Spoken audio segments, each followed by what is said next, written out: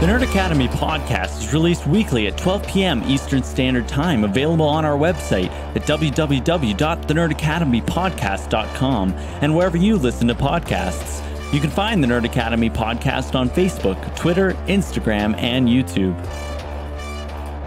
You can also help support the show by going to patreon.com/The Nerd Academy podcast, where every donation allows us to bring you more exciting content every week.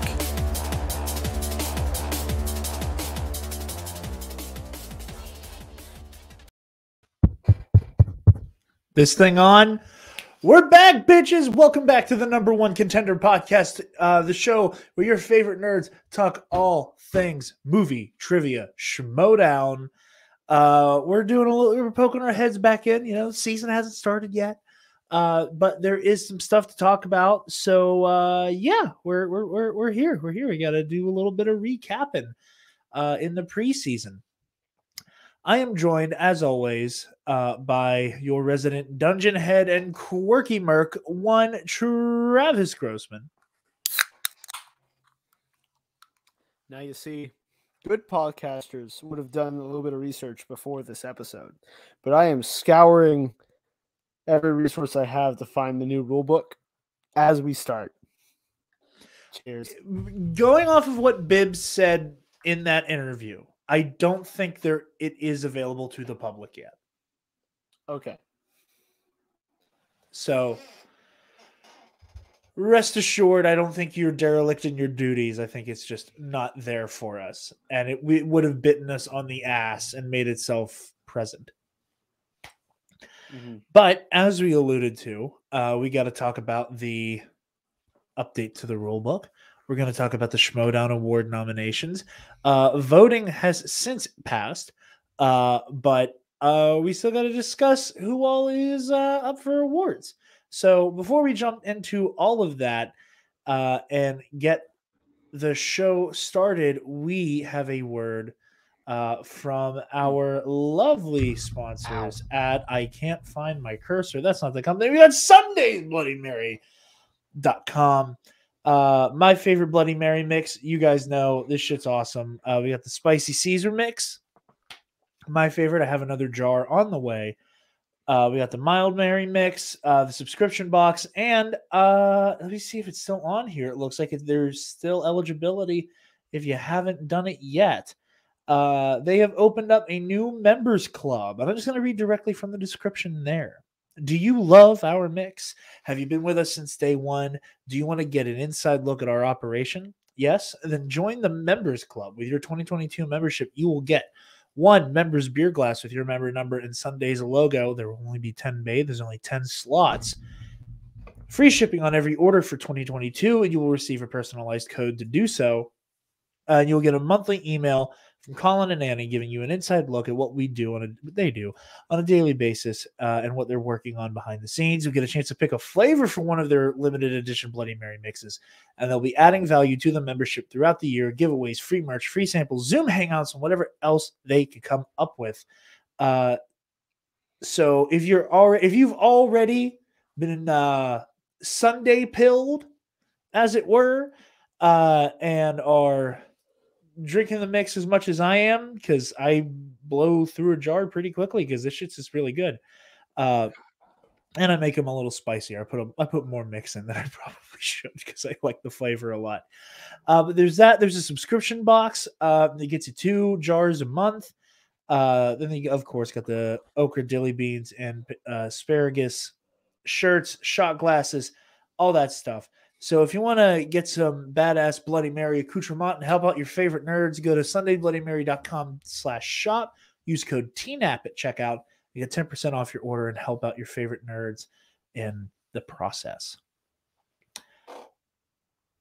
Travis, where do you want to start? You want to start with award noms, or do you want to talk rules? Let's start with award noms. I feel like the rule stuff will be a little more open-ended, so we can just... Okay. Without I like that. Nominee stuff. I like that a lot. So, up top, our Yodi Award nominee. Or do you want to start from the bottom and then go up? Whatever you want to do does not matter to me.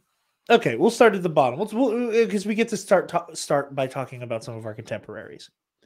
Schmoedown Media of the Year.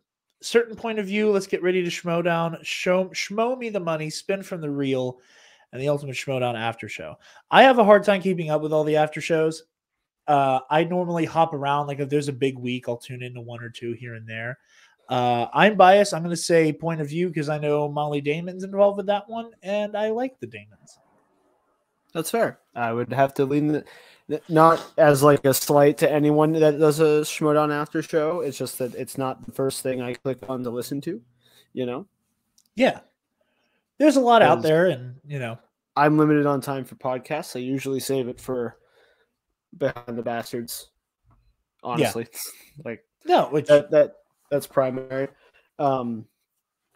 So I would also say, a certain point of view is just, I think, the most prevalent one. Yeah. Right. And it has Molly. I think the Dance Demolantes on certain point of view as well, or are they a different one? They do their own. I can't. There's also so many. It's hard to keep straight. I feel like an ass. Right. These are all of our contemporaries. Like everybody does great work, and I see clips. I see people's clips. I tune in here and there to other shows. Like you said, it's one of those like, you and I both have a very podcast heavy media diet. Yeah. Like in any given week, I'm normally blasting through Bastards, It Could Happen Here, Knowledge Fight, QAnon Anonymous, Dissect, Last Podcast on the Left, with like other ones that I hit intermittently, like Keynotes and No Skips. And that's not to mention any of the nerd stuff. Like that's not to mention when I do tune into Comic Book Cast or Bombad Cast or Around the Galaxy or whatever. So like there's so much to get through, and I feel bad that I can't listen to everybody's goddamn show. But regardless, everybody who's there has every right to be there. Babyface of the Year. We have Brendan Kidmeyer, Beth May, Nikki DiMolanta, Janine Bryce, and William Bibiani. This is Janine the Machine. I'm reading it as their the Collider fandom page has them listed. I kind of Ron Burgundy that one, but I feel like the kid is just like the obvious choice, and he's my boy. So okay, yeah, that'd be 3 in a row for him, right? He won it the past 2 years. I think it would be. I think this would be a babyface three-peat. I know he definitely won last year. I remember that. I don't remember. Yeah, if he won the year before. Cool. I am also. Can you hear me? Yes. Shake your head, yes or no. Okay, good. I can't hear you. That's lovely. The headphone bank went up. It came unplugged for a second. I had to like push the thing back in. I could. Yeah, I could see the board was moving, and I could see you nodding along, and I'm like, okay, this is only on my side. I also like the kid. I think I also like Janine here. I think I also like Janine and Nikki as well. That is true. I think I'm going to land on Nikki DiMolanta. I think that's where I'm going to land on this one, but I think everybody's super close to each other in terms of worthiness on this one. However, this is where I like to play around a little bit more. We got Heel of the Year. We got Evan Goldleader, Bushkar, Tom Dagnino, Chandru Dandapani, Mike the Killer Kalinowski, and Rick the Rager Radis. Travis? I feel like KO will win just because he's, all the talk of him recently and his, high caliber play he's been putting out, which leads to a bunch more smack talk, which, it just kind of fuels into itself. Yeah. It's like a superconducting loop of kayfabe. I feel like, not that I'm not saying this in the like he needs to be there more. I get, outside of the realm of the Schmoedown, let people have lives. That if Tom had been more present it could have been him. So yeah, I see what you mean. I see what you mean by that, of course. Yeah. and I think Chandru also didn't have enough time or enough in-person space to play with. If that makes sense. Like, I hear what you're saying. Okay. My answer might surprise you. if they hadn't dropped as much story stuff as they did so early on because of all the digital stuff, it'd probably be Chandru for me, but I think I have to go Mike just because he got to do more at the end of the season and like flex a little more in the heel department. As much as I love the Killer as a heel, and as much as he is my favorite character and player, Chandra Dandapani is the heel of the year for me. I think, like you said, they had to cut so much character plotline stuff at the beginning.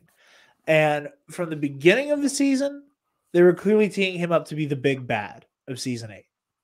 Mm-hmm. And he gets to be the big villain that the Smasher gets to return up against. That, like you have to be enough of a villain for that to be what Smets comes back in on. Not him like putting his balls on the table in front of the champion for Kalinowski v Smets 3 or anything like that. That's not the direction they went. They went with, we need Smets to walk into the room and face down the most diabolical bastard there is in the Schmoedown. He literally was wearing like Jared Leto Joker tattoos. Like, that was awesome. He's the heel of the year. Like he was like, again, most of the heels in the Schmoedown live in anti-hero territory. Yeah, you know, I mean they can be on either side of like a good evil alignment. Chandru is a super villain. And I think it's just a matter of like dealing with people talking about you when you're, because we've talked about this before. A lot of people cannot figure out that it's acting, and that Ben Bateman and Mike Kalinowski are not actually assholes, but they're not playing the Schmoedown. Yeah, But yeah, no, that's fair. And like I think, like I said, if they hadn't dropped this much story stuff, and Chandru would have had time to like really work into that, I think I'd agree with you. Or not even that I'd agree with that. Like, I put my vote there as well, because I think everything you said is correct. Yeah, that's fair. Again, all of this is subjective, but that's kind of where I'm falling. I think Chandru is right now the main villain of the Schmoedown. And I think it makes for some very good TV, what he's been up to. Faction of the year: the Dungeon, the Exchange, Corruption, Quirky Mercs, and the Usual Suspects are the 5 that were nominated. And I don't know, this is a meme that's been on your For You page on TikTok, Travis, but I know I have seen a lot of like these two people arguing about basketball, like LeBron's the best, and like da-da-da-da-da. He says the things like that's your only argument. It's the only argument I need, is like the punchline of it. Mm-hmm. Corruption is the faction champions 2 years in a row, and that is the only argument that I need. As insane and terrifying as Bobby Gucci's rookie year dossier strategy was, as close as they came, they didn't secure those belts. By the time the season ended, no one in the Exchange was belted. And that is, again, they did really well. Griffin Newman, absolute monster. King Arthur, beast of a team. They couldn't finish it off. Corruption, however, I think that the argument for Also, I'm sorry I can't stop swiveling in my chair. This is my new fidget. This is my new fidget, Yeah.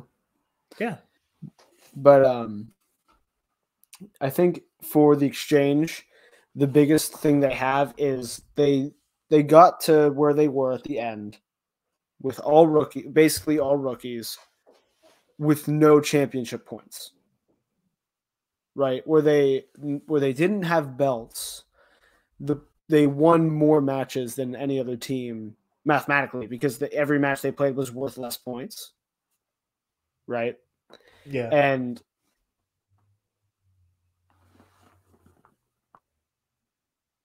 I think that's a massive spider. Not like massive, but hanging off my window. I'll have to go look at that in a minute. Go see if it gives you superpowers. Yeah. Speaking of which, I finally got the remaster for Spider-Man. I went on and bought a second copy because we had them on sale still at Walmart, so I bought a physical copy. I gave my other copy to Lexi, and now I have Spider-Man remastered. It's quite pretty. But yeah, just being able to put yourself in a leading position going into Spectacular with no championship points is pretty insane. And I like the Mercs, so. Yes. Not that I also don't like the dungeon, but they didn't. They kind of did the thing that people were afraid of at the beginning, or they were set up to be powerhouses, and they had all of this strength on. They had Mark Knopic, one of the best Intergeekdom players of all time. They have the GOAT. They have Ben Bateman, right? They're set up to do all this insane stuff. And they just couldn't quite bring it there. And I think it was a matter of, Danger Zone not quite getting it done in teams, not having a dominant Star Wars player, and just, they couldn't quite get there. So, yeah, and I will say, this is the season of the upset. That is true. So I also am not surprised by the fact that the faction that was a brick shithouse. This wasn't their. This ended up not being their year, and they were terrifying. You look so distractingly more like Oscar Isaac with long hair again, and I can't not reiterate that because this for whatever reason your camera got blurry, and I literally there was no distinguishing the two of you. He was the reference picture.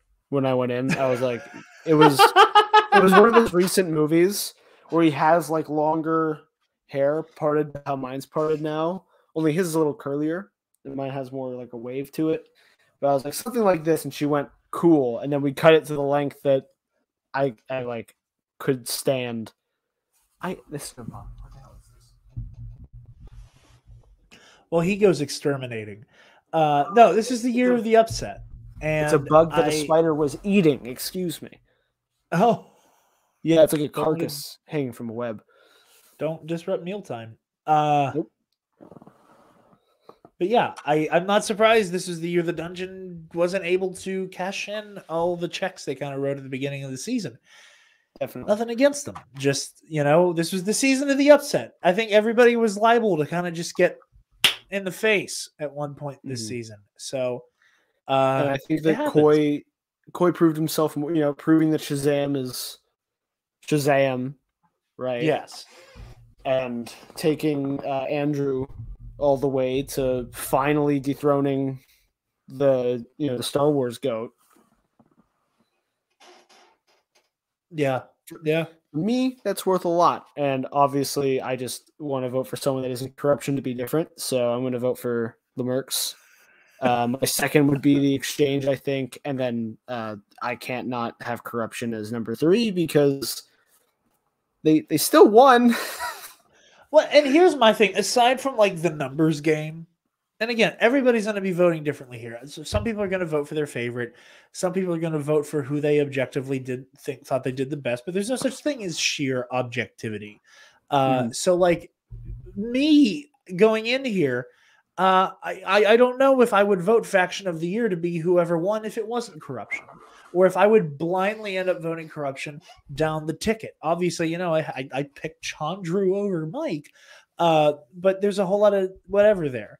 So to stand on a parapet other than just stand kind of like at a lectern here and speak my piece on corruption.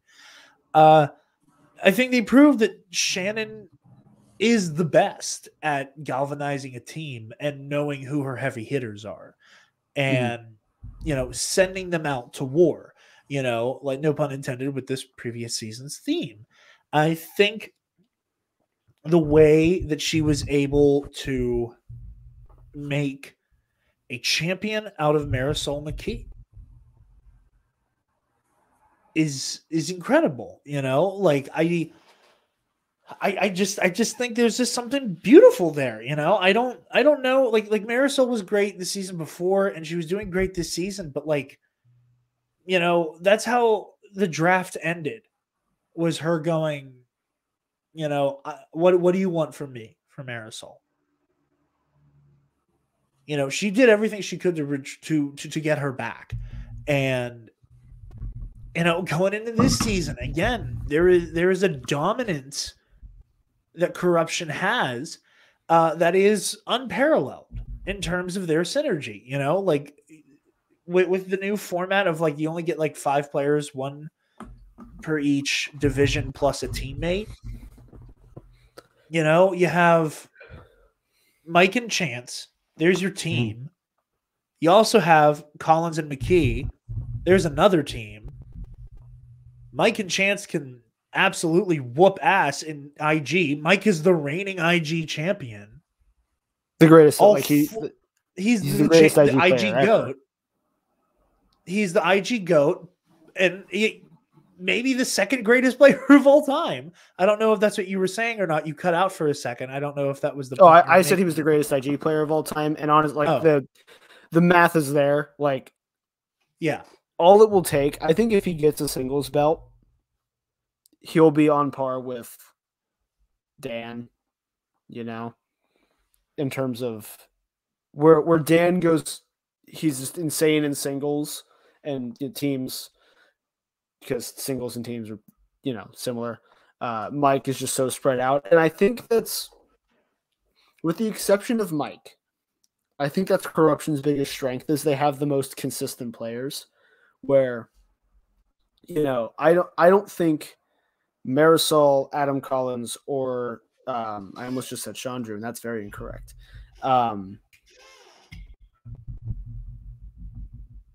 Whatever sound that was sounded like a zombie from Call of Duty. I think it was your chair squeaking. It might have been my chair squeaking. I heard, Wah! But Chance, Marisol, and Adam Collins, I don't think any of them would be considered the best single. Obviously, Marisol's the champion right now, and they're some of the best. But I think just they are the most consistent. Yes, I think that's true. Their batting average is just so much higher than everybody else's. Yeah, that's been a big talking point about this. Yeah, even though some people can hit full games of home runs, they'll also strike out. Versus, Marisol, Collins, and Chance are all constantly hitting all triples every game. Look at me talking sports. How cool I'm very impressed right now. You got your There's a haircut, timeline. all kinds of shit happened. There's a timeline where I'm very into baseball because I was as a little kid, I thought every sport involved running bases. I think I also have a variant that's super into baseball. But yeah, I think Corruption is never not going to be the most dominant faction. They have there are the heavy hitters. I don't think that's continue to be a problem. Case. I think they will consistently be within the top 3, and that I'll compromise on that. On that. That the exchange might have an insane year where Griffin Newman just slaughters everything, and then Moose comes from behind and takes out Inner Geekdom because he's an insane Inner Geekdom player, and Gold Leader might sweep Star Wars because he has that capability. And for that year, the exchange will be dominant. but Corruption will be right behind them the entire time. And then the next year, when they start to slack or they're ready to, the belt's ready to change hands, as it often does, Corruption's right behind them to do it again. I think that's the thing, is that whoever in any division ends up being the next person to kind of sweep through to get to the belt, Corruption's behind them to be like, yoink. And then someone will sweep through and take it from them, and then Corruption's right there again to go, yoink.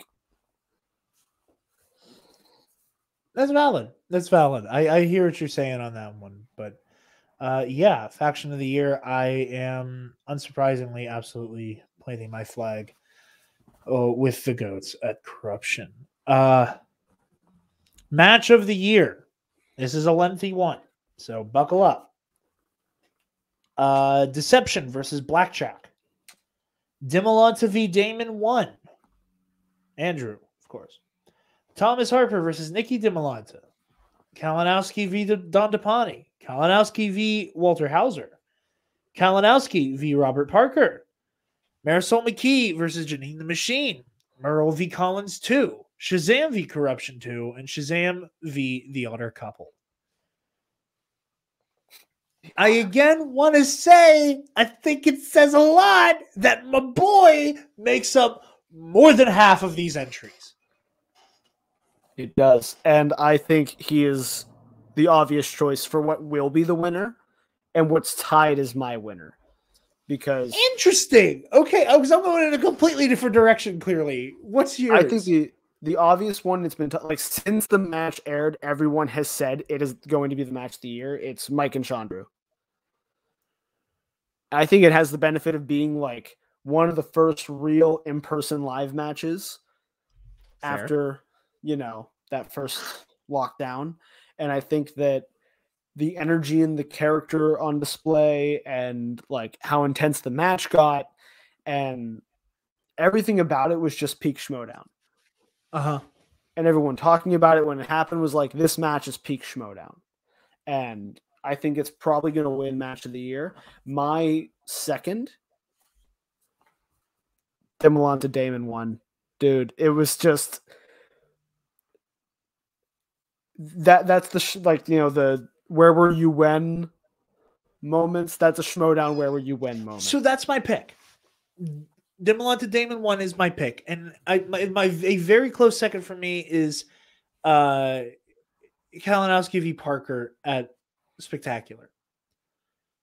Mm-hmm.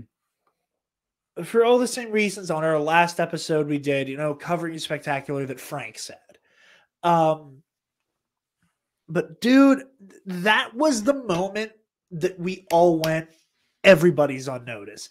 That was the beginning of the season of the upset.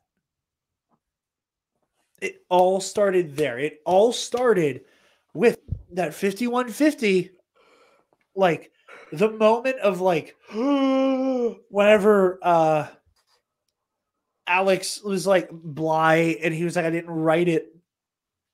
And like, I gasped and like jumped out of my chair, and it was just that moment was just awestruck, both of us and the entire fandom.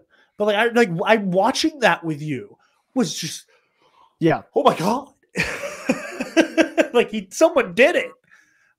They had to take it down to the wire. It required a sudden death with a false start win. And then Commander Bly. It was that was the beginning of realizing this season was something special. And I got to give it to Dimolanta Damon. The very close behind that is KO v. the Spider. And not the also valid pick. I got that one and that one. There's that one in the window. I got a little dude that lives over where my air conditioning usually goes. He pays rent though, so it's fine. He pays rent. Yeah, he eats a lot of bugs that try to get in when I have my AC in, so I let him stay. A little teaser for the episode of Knights of the Nerd Republic that's coming out tomorrow for when you guys hear this. Our guest, Alden Diaz, tweeted about being on the show last night. Spencer just replied to the tweet. Spencer That is opened how Twitter? Spencer opened Twitter to reply to Alden's tweet. Was it just Book of Boba Fett talk, or was there other stuff too? Book of Boba Fett talk, the Lego trailer, and we talked a little High Republic because Spencer just finished Light of the Jedi. Like, he finally read Light of the Jedi while he was down for the count with COVID. I say that like it was a brisk episode. It was like 2 hours and 15 minutes. Yeah. It was a very long show because Alden and I are both incredibly long-winded and love to talk. And Spencer did the great thing that Spencer does, where he's really good at like, hey, here's a thought. In between Alden and I monologuing, and I'll be on Octo Radio on Tuesday. I don't know when that episode will come out, but I'm going to be sitting down with Alden, so keep an ear out for all of that stuff. Nice. Yeah, we had a really good talk on Book of Boba Fett, and got to clear up the Slave One non-controversy for Spencer. Because he was like, I don't understand what is going on here, and it seemed weird, and we explained it to him, which was a lot of fun.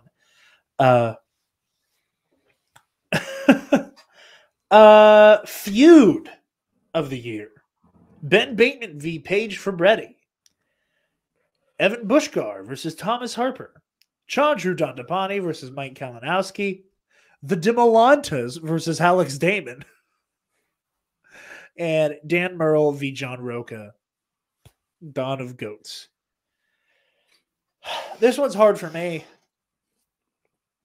Yeah. I think my vote goes to Dan and John, just because that match was so fun, and watching them talk about it was so fun, and Well, if you're going to say Dan and John, I feel comfortable saying Chandra and Mike.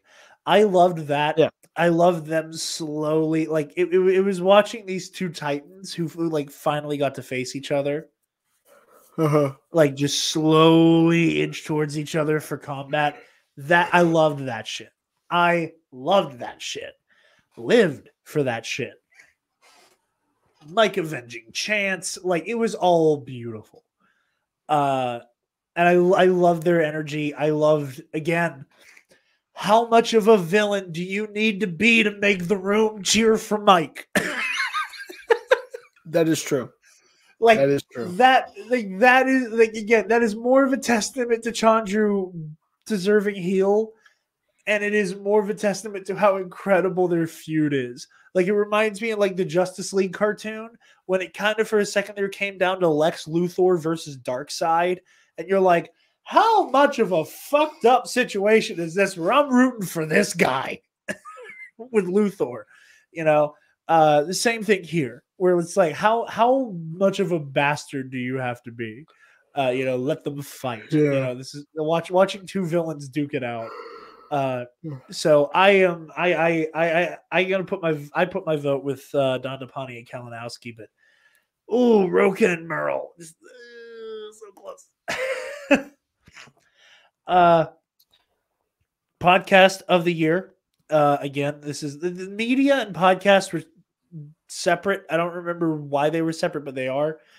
Beyond the Schmoedown, a certain point of view. I think Beyond Schmoedown is the Demolantis show.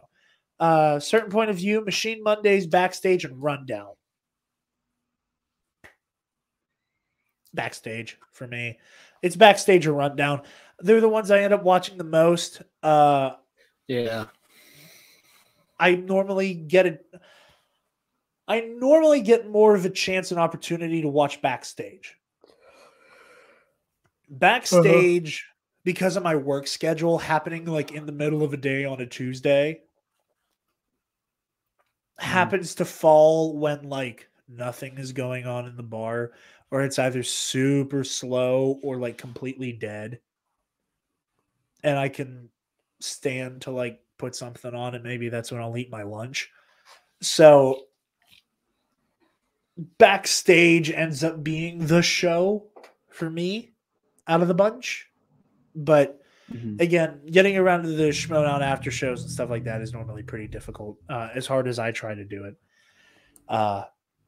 I would also say backstage because I like listening to people who play in the Schmoedown, not talking character about the Schmoedown. It's like a nice.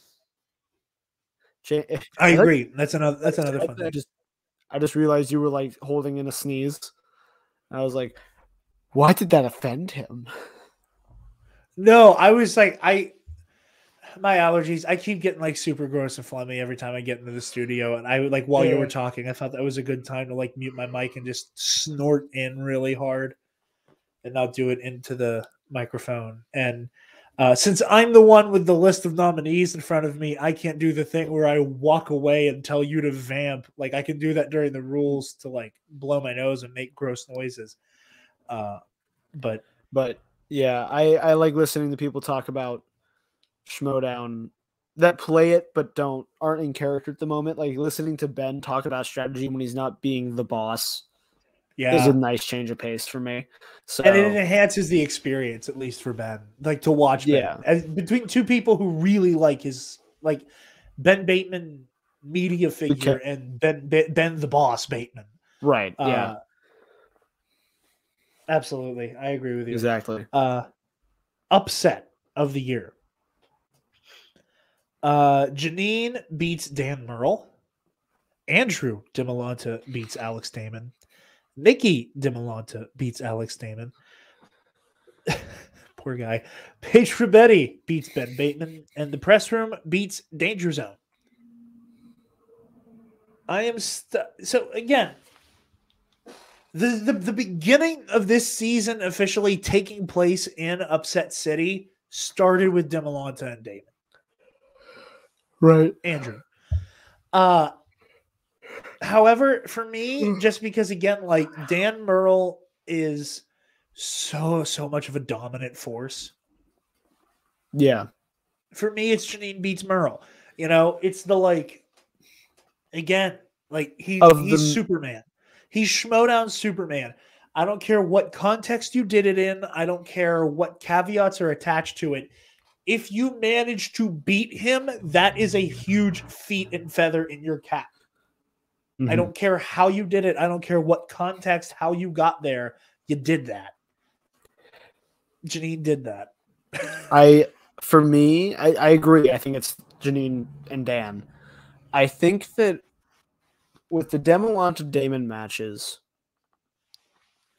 both of those I went into with every other match except for this one and maybe press room and danger zone.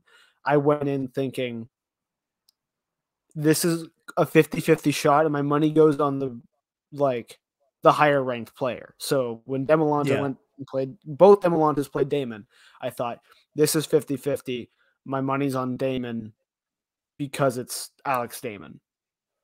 Yeah. But that is not a doubt in either DeMolanta's skill. I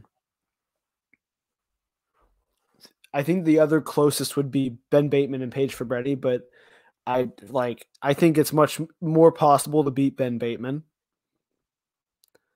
That is not a slight on him. I think sometimes he outplays himself,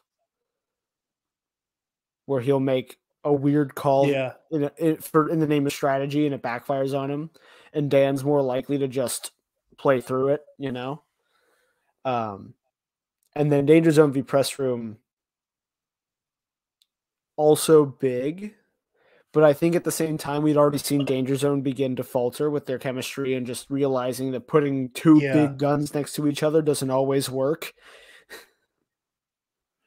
This is true. I think for me, it's Janine and Dan just because we both said our money goes on Dan, and that's not a slight against Janine, but it's such a wide margin and like on paper. Yeah. And Janine went in and said, no, I'm gonna do this. You know? I agree with you completely. Also, I was listening. I just got a Twitter update and I put it in one of our chats. There's going to be a live action Aristocats. Great. Wonderful. What the world needed. More live action animal based Disney movies. Listen, the only person who is more perturbed right now is Lexi's bank account. That is true. There's finna be a whole lot of Marie shit on the shelves again. Same way, like I'm gonna be panhandling by the time Lightyear comes out. Thank God they already made a Buzz Lightyear Roosevelt. I have the one that I need. They can't do anymore. But no, yeah, you put the nail on the head. I have nothing else to say. You said exactly it with the Janine Merle stuff. Moment of the year. Andrew DiMolanta versus Alex Damon won, scored a 51-50 in sudden death. Mark Kanopik returns and wins the IG title. Marisol McKee wins title, becomes the first woman to win singles championship. Kevin Smets returns in Spectacular 6. The Wild Berries reunite in Spectacular 6. I am removing out. I smacked the cord out of my headphones. That hurt. I am removing Kevin Smets from this conversation for a moment. Okay. Pretending that never happened. Oh man, I really messed this up. Pretending that never happened. What is your moment of the year? Probably DiMolanta Damon. Still, it's kind of dominating the board here for me.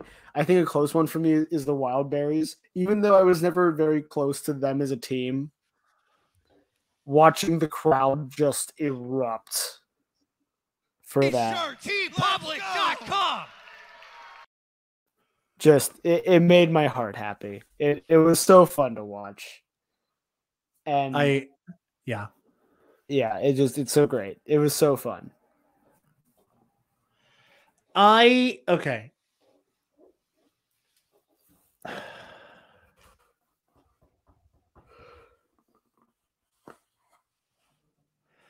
I'm having a hard time. I kind of in the same boat with DiMolanta Damon. I'm also leaning towards Marisol's first win, making her a champion.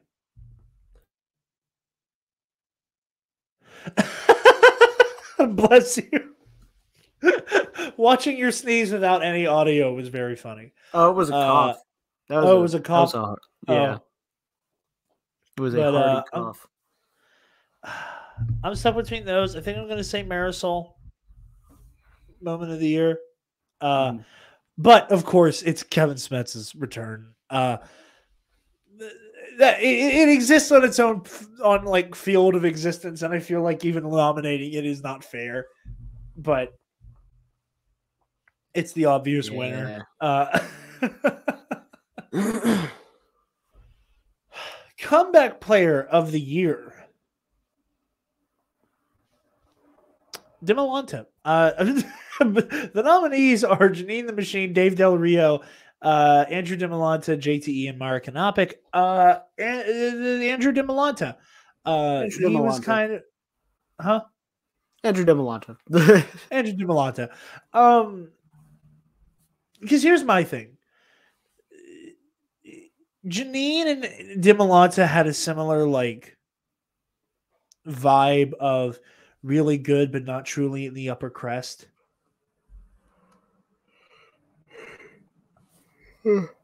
It's kind of same with Dave Del Rio. JTE and Mark Kanopik, they literally returned to the game. They weren't like a comeback player. You know what I mean? Like, you didn't come back from a reputation of unlucky losses to almost become a champion, or in Dim's case, become a champion. I don't like JTE and Mara being nominated here. I don't think it makes much sense. I'm fixing my headphones, but you can still hear me. I'm not super fond of their position being nominated. I don't think it's a travesty or anything, bad. Not quite sure how, if comeback player literally means they came back from not playing. I'm always really confused as to what this category actually means. So I think for the sake of not having to define it, Andrew's the obvious choice, just because, again, dethroning Damon was such a big moment. And then keeping him down too, with no one thought he could do it twice in a row. Have you seen the Eminem discourse happening right now? No. So the green M&M has sneakers on instead of like sexy boots. Are we really upset about this? Are people actually like? They're talking about the woke M&Ms.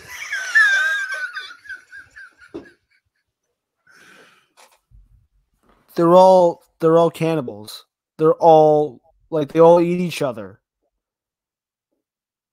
Why do we can't fuck the sexy? M&M anymore, Travis? They can't fuck that M&M anymore. Maybe I'll walk out of here tomorrow and you never see me again. That's really what I want to do. Like, it's stupid. Like, I don't care about the M&Ms. Right? It's one of those like I don't need the. What were you gonna say? I care that any one person on the planet gave a shit about the shoes an Eminem is wearing. How do you get to a point in your life where that matters to you? Who hurt you? How much physical and emotional pain have you endured as a human being that you actually are in any way, shape, or form affected by what is on an M&M? Unless it is legitimate, unless like they walk out with a shirt that has a slur written across it. How do you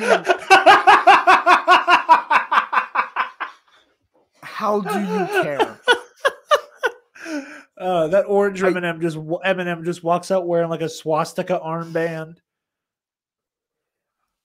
Like I just can't fathom. This is how the right always jokes about triggering the libs. This is how you trigger me. By being triggered by wanting to fucking about M&M. A slightly less fuckable Eminem. Again, it was one of those like my phone lit up and I looked down and was immediately upset. Gah. Andrew Demelon says comeback player of the year. Yes.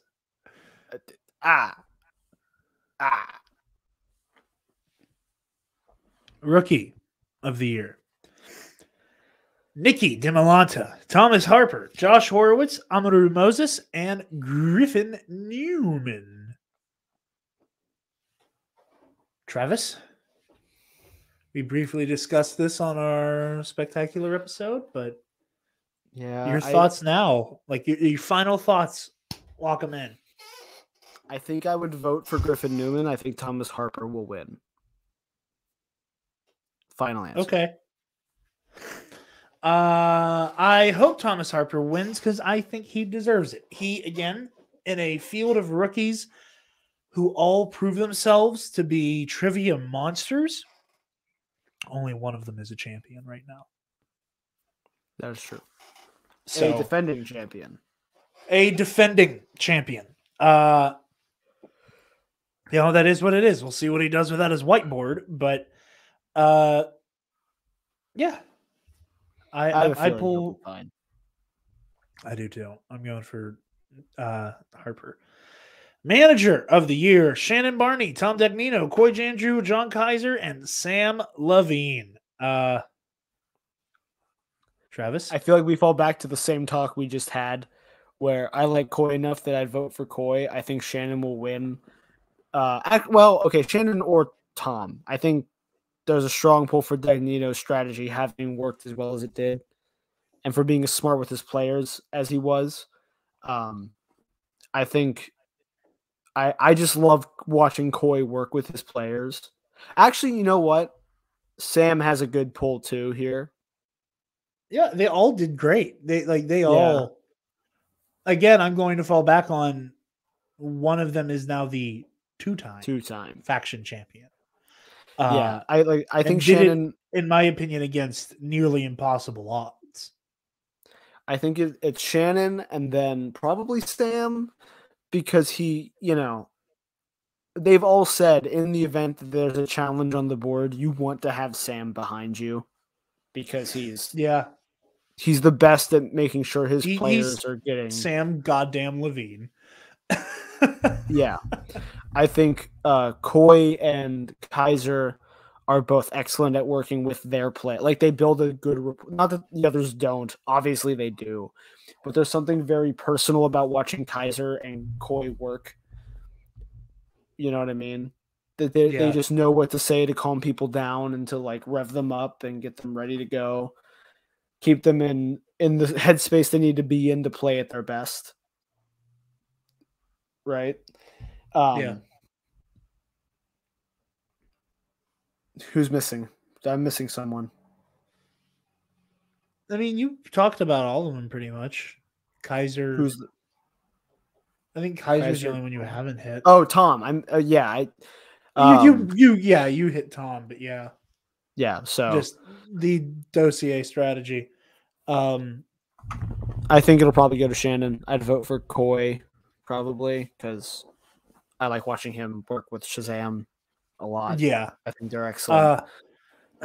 Speak of the devil, team of the year, Danger Zone, King Arthur, Corruption, Lightning Time, Shazam. It's Shazam. There is, I mean, being, logically consistent with what I've been saying so far with how I would vote and voted. It's Shazam. And also, they just proved themselves to be God Kings this year and that they were invulnerable, basically. Mm-hmm. So Shazam walks away with that. I don't think that's one that's hard to discuss. Star Wars Player of the Year. The fact that Alex isn't nominated, holy shit. I'm not saying it's a travesty he's not nominated. It's just crazy that we didn't spend most of the season with him being the champion and therefore kind of a given. Gold leader, Andrew DiMolanta, Nikki DiMolanta, Thomas Harper, Laura Kelly. It's Thomas, in my opinion. He had his crazy run. He defeated Andrew. He defeated Nikki. I think he beat all of the other nominees at one point, if I'm not mistaken. But I can't remember if he ever played Laura Kelly. I can't either. I'm not sure, but it's everybody has a claim here. I think the middle three of DiMolanta, and Harper have the strongest claim. Andrew, because he, he's the Kingslayer right now. Nikki, because she just kind of showed up and beat everyone's teeth in, and Thomas, because he did the same thing. Yeah, I think it's Thomas. Nikki might win by fan favorite, given the end of the season. I think that I think I'd also vote for Tom, but it's very close. I think if Tom had also played and beaten Alex, it would be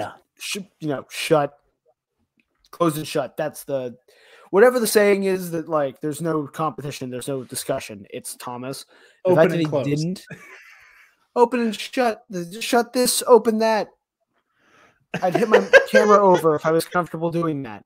But you get my point. Like there's wiggle room there, but I think it's still Thomas Harper. I agree. IG player, Chandru Dandapani, Mike Kalinowski, Mark Aramuda Moses, and Robert Parker. Is this a question? Is this a question? If he doesn't win it this year, I'm just going to say this. If he does not win this, he gets to do you guys underestimated me. You guys don't believe in me. You guys don't understand it. He gets to do that for another 5 years. Yeah, I will stop complaining about it. That's if he gets cheated out of this award, and somehow someone robs him of IG Player of 2021, Season 8, War, horseshit, utter horseshit. Yeah, for sure. I'm glad we agree. Singles player, Janine the Machine, Ethan Irwin, Marisol McKee, Dan Murrow, Griffin Newman.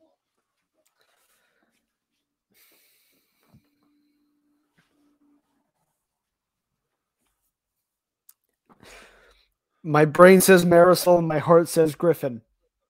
That's where I'm at. Dan's my boy. This was not his best season. I think Griffin Newman has proved himself that he's going to be a monster.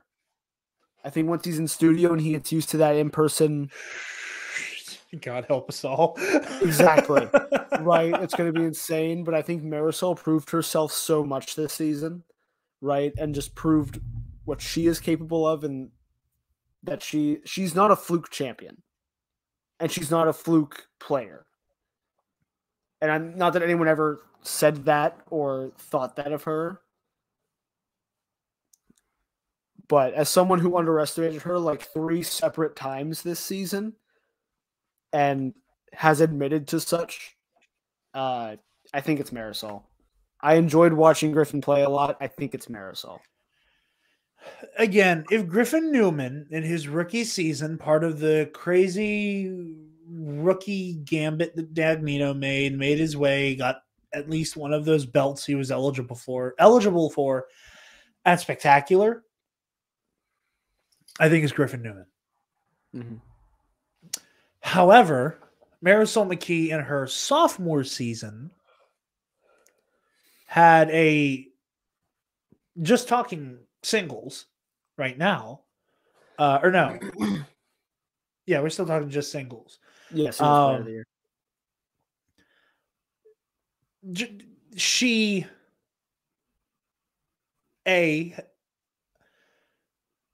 proved herself in like her little tournament she had to do. Throwing down with, like slowly moving up. It was like, okay, took out Video Drew. Okay, took out Janine. Okay, took out Kevin Smith. Defeats one of her compatriots. Takes out Ethan Irwin. That, like, not necessarily in that order, but like that slow rise, Plus, like, she made history. Like, she is the first woman and the first person of color to be belted in singles. And defend it twice. Or first woman of color, because Ethan Irwin, I forgot.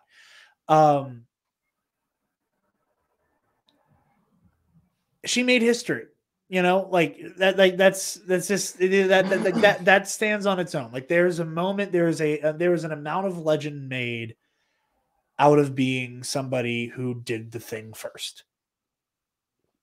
And between making history and I think overall kicking the most ass and like constantly being underestimated, like I think that's a factor too. Everybody,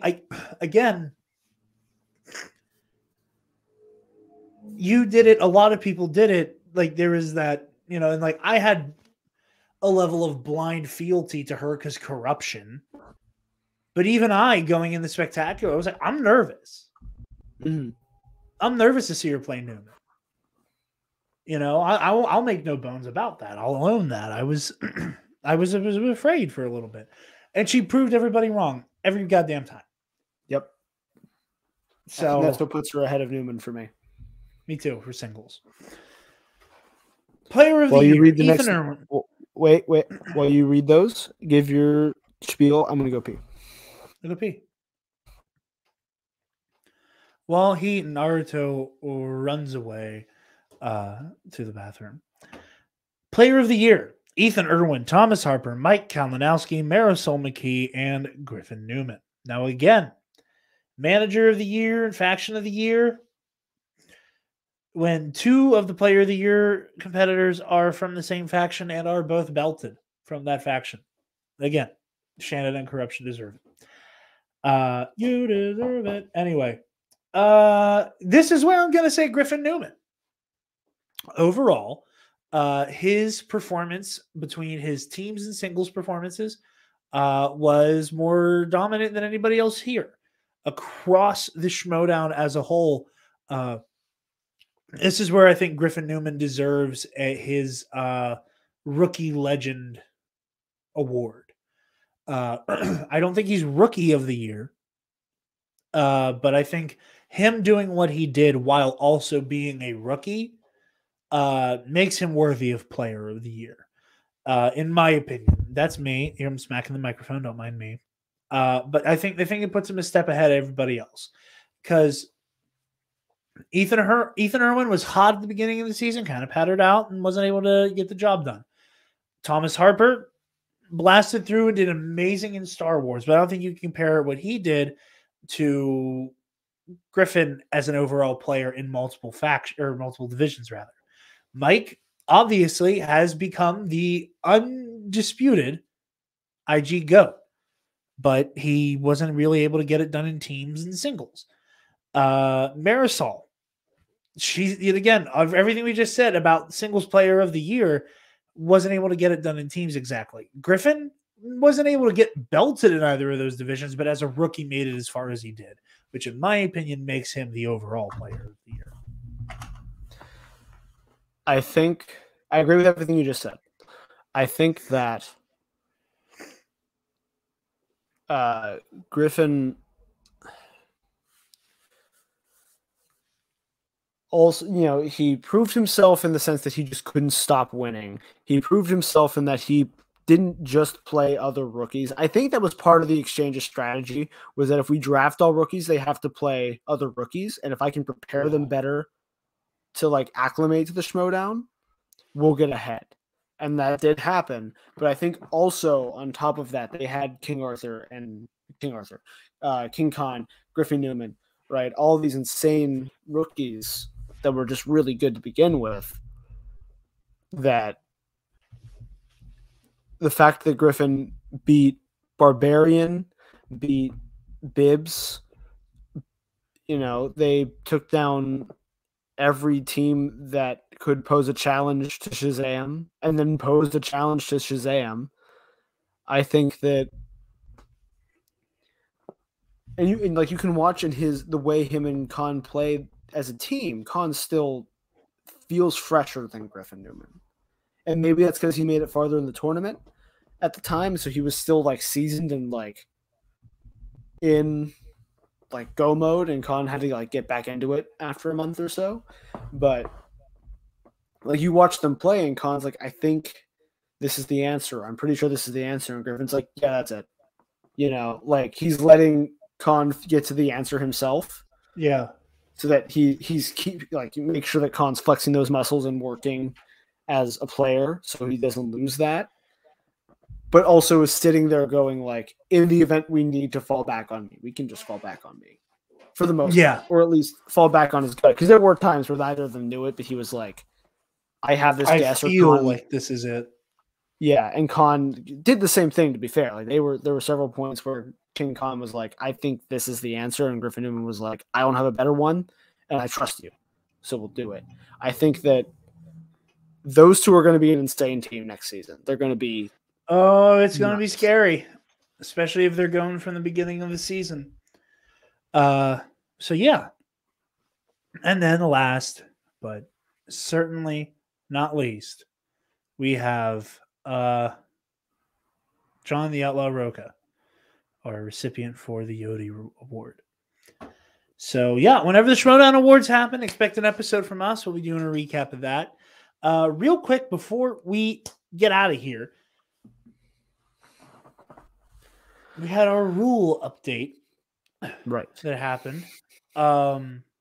So there's the round 2 wheel thing, which I think is very exciting. There will be question uniformity. So everyone, everybody has 10 in round 1, 5 in round 2, and then obviously everything else stays the same. Mm-hmm.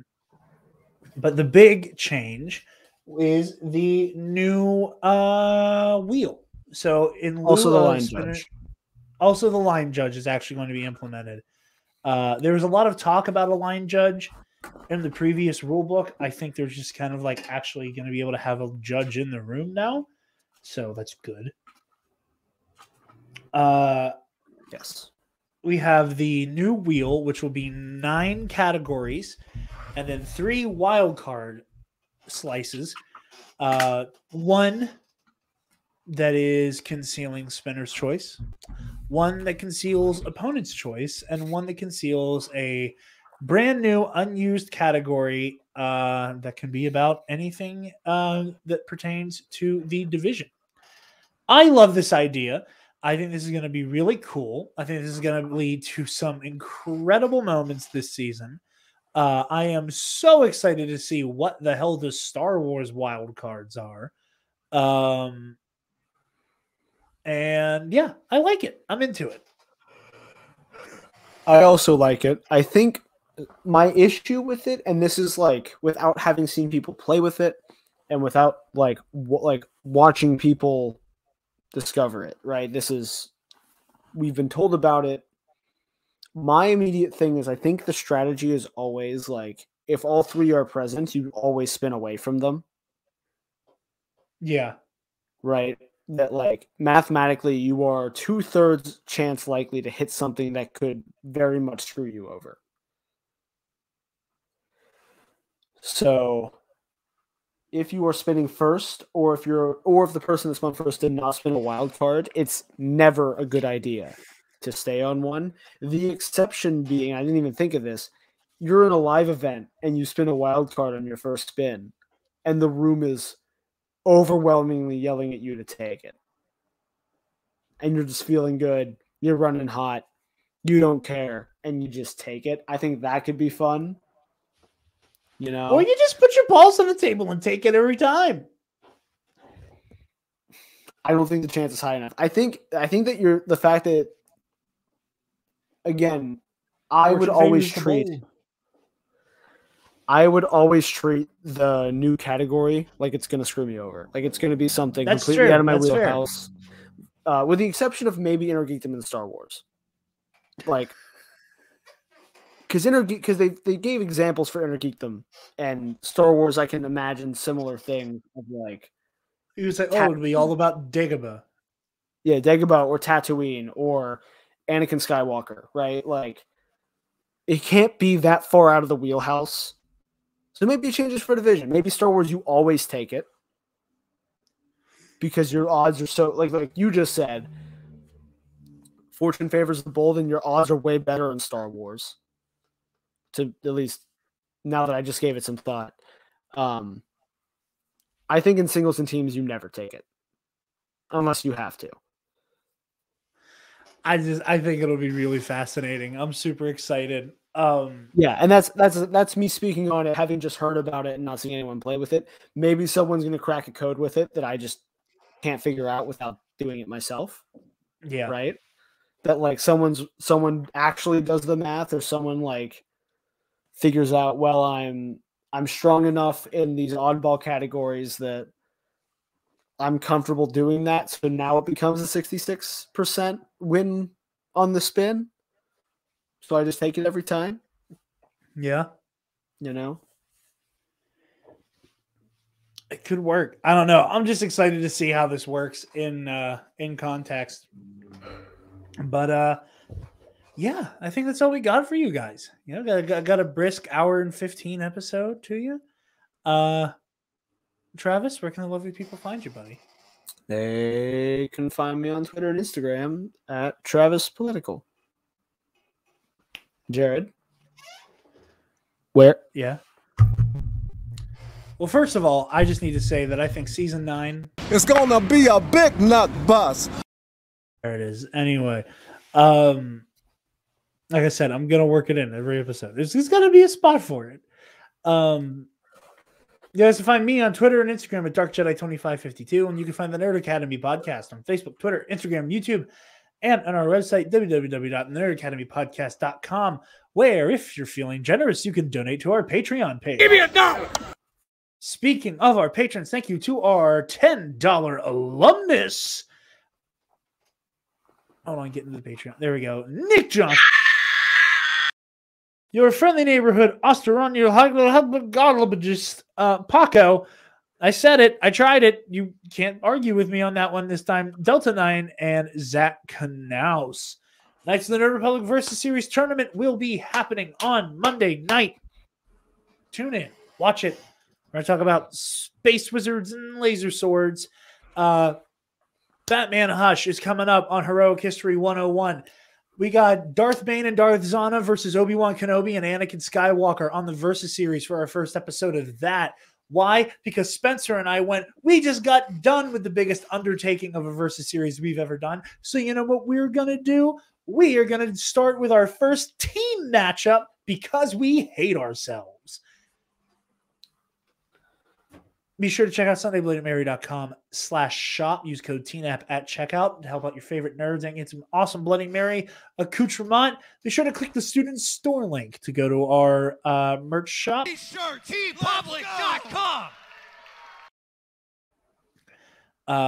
to like, comment, share, subscribe, do all the things. Thank you so very much for watching and listening. And smash cancer.